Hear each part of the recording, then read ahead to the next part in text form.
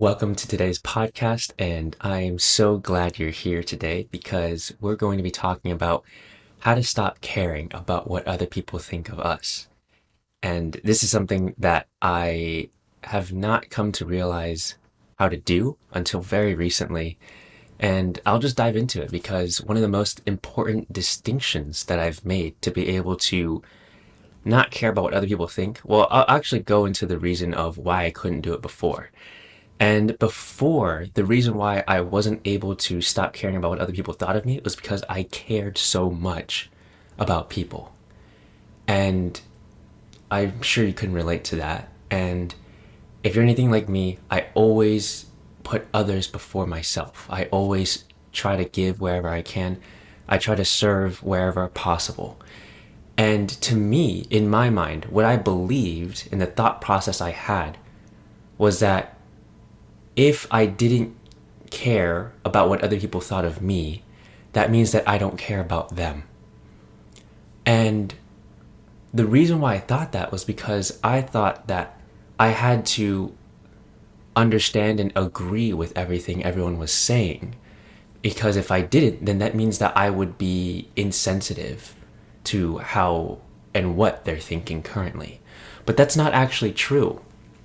And what I've come to see is that I could actually care about people, but separate it from me caring about what they think of me. And it's not to say that I don't care about what they think at all. That's not true either. I care very deeply about other people, but not what they think of me. And I make that separation there. And once I was able to do that, I was free. And I wasn't held hostage by their opinions, their judgments, their beliefs about me and how they saw me. Because ultimately, I can't control how they see me. Whether it be my parents, my friends, my family, my colleagues, my community, my followers, whatever it is, I knew deep down ultimately that I can't control how they feel about me or what they think about me. And so I was able to let that go. And most of the stress in my life came from worrying about things I couldn't really control. And so when I began to be able to do that, it was extremely liberating. And paradoxically, it allowed me to care even more deeply about other people because I could separate their opinions about me, which kind of put that aside, and I could be even more present with them and understand them even deeper and not be hurt or worrying about their thoughts of me in this moment.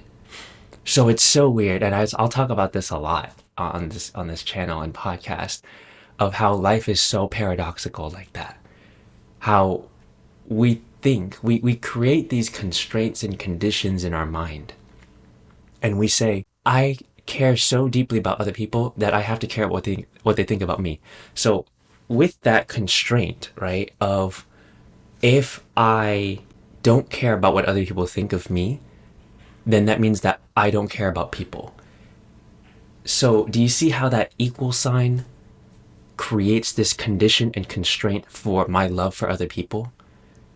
And it was so crazy for me to see because I can't believe I built that for myself. Like, oh, I have to literally care about their opinions of me in order for me to care about other people, when that isn't true at all. But I lived my life as such, and then I therefore suffered or lived with a lot of anxiety and always constantly worried about what other people's opinions and judgments are of me. And it was very draining. I'm sure you can understand and relate to that because I'm not even worrying about myself anymore. I'm worrying about what they're thinking of me. So it almost like me has like no equation into it. It was just so crazy for me to begin seeing that. And so that's how I began to break out of it. And now we can kind of start diving into how to actually stop caring about what they think of us. The first thing to know is that when you understand that you can actually separate yourself from caring about what other people think of you and still caring very deeply about them, that's step number one. And once you see that for what it is, you're already miles ahead of where you were before, and you can begin to not be so attached to their opinions. Once you begin doing that, that's pretty much more than half of what you already need to do. And it's really not about doing things, but about not doing things, which is really going to help us in this case. And I go over this a lot in the podcast, but most of what we really talk about is about the process of elimination instead of the process of addition and trying to add different tactics, strategies, and things for you to do because ultimately it doesn't help and it actually confuses us even more. So, what can we remove or stop doing that would really help us alleviate the anxiety, the overthinking, the depression, the back and forth between happiness and sadness? And it's really about the principle of not doing something instead of doing more of something. So, in this next section, we'll begin going into another reason of why we care so much about what people think of us and why it causes so much turmoil and wreaks havoc within our mental state. And I wanted to go and break down why we start feeling this way. So, at first, if we care a lot about what people think of us and their opinions about us and what we should and shouldn't do, most likely we feel a lot of anxiety inside. At least that was the case for me. Tons and tons of anxiety, a lot of worrying, and just confusion a lot of the time.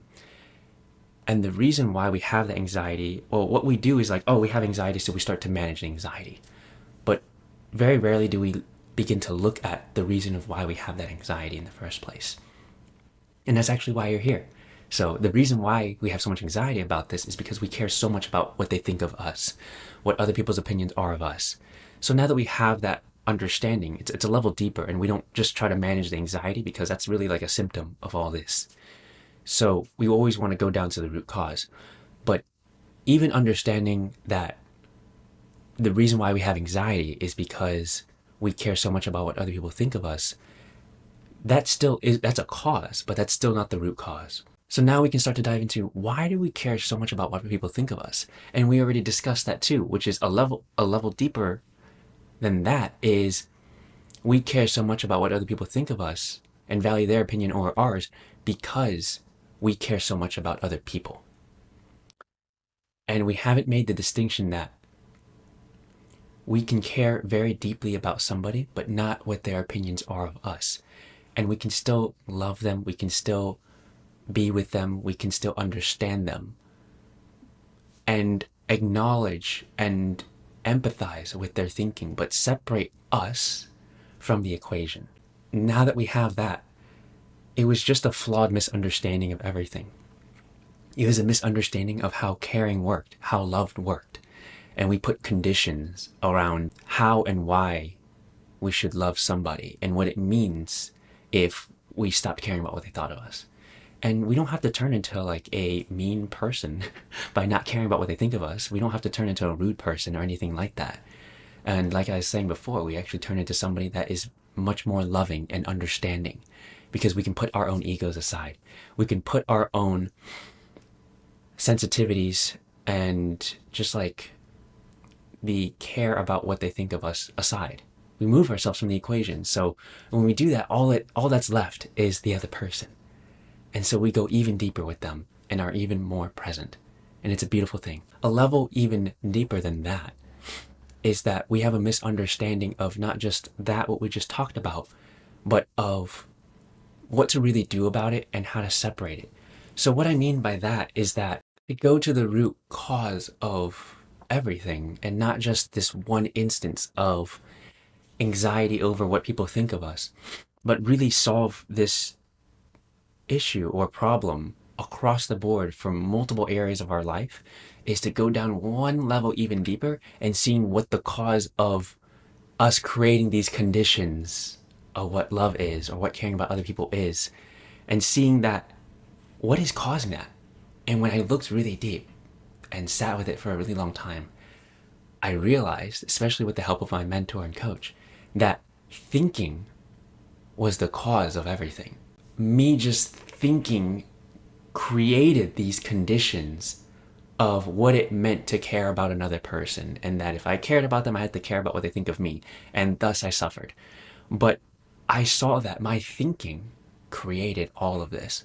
And it's not to say that the suffering or anxiety isn't real. It's very real because what we create in our minds is very real. But the good news is that since we did create those conditions and constraints, we can discreate it or uncreate it. I don't know what word is actually real, but that's the whole point, right? I can literally create that, and I can take it away or change it and transform it into something else. And it's not really about changing our thinking per se, because that'll cause other issues and cause other limiting beliefs. But what we can do is see that thinking caused everything, like all of these constraints to form, and to allow that thinking to subside. So whenever I have a lot of anxiety, what I notice is that I have a lot of thinking going on simultaneously. And whenever I slow my thinking down, or the less thoughts I have, I realize I have less and less anxiety. I'm less sad. Weirdly enough, when I have less of those thoughts or less of that thinking in general, not just anxious thinking, but just thinking in general, because I can think myself into stress, I can think myself into anxiety and sadness and fear. But I realize that if I just slow down all of my thinking, all of those negative emotions start to subside, and what begins to emerge from within, which we all have, that infinite intelligence that we have within, what begins to emerge within is joy, fulfillment, love, peace. And so the absence of thinking or having this anxiety and fear and just worrying is peace, is fulfillment, is happiness, joy. And it is a beautiful thing because I don't have to try to be happy. We naturally are happy. And that's something that not very many people have ever told me in my life, and most likely you. We are naturally happy. We are naturally joyful. And if you look at kids, or babies, they're the best example of this. If you want to know what our natural true state actually is, look at babies. Babies don't come into this world stressed, fearful, having self-doubt, worrying, or having anxiety, unless, they had a really rough, like prenatal or, in the womb, and there's like a lot of drugs and a harsh environment. But I'm just saying, for the majority of people who are born that don't have a lot of those conditions, we are born happy. We are born and naturally fulfilled and joyful. That, babies are just happy all the time. And the only times they're not is only because of physical symptoms, right? So symptoms of I'm hungry, or, I'm thirsty, or whatever it is. But other than that, they return right back to their normal state of being happy and joyful. And that's the way that we are deep down inside too, without all of this overthinking, without complicating things and having misunderstandings.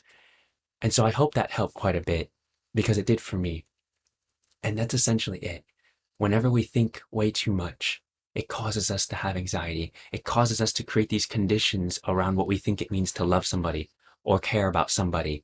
And then in turn, it forces us to care about what other people think of us, because we think that if we don't care about what they think of us, that means we don't care about them at all. But that's not true.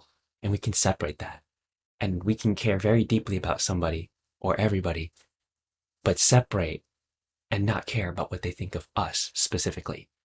And when we do that, the anxiety can start to lower. All of the misunderstandings can start to fall away, and we can begin to be much happier and connect more deeply with other people. And so thank you so much for listening to this. I hope it helped.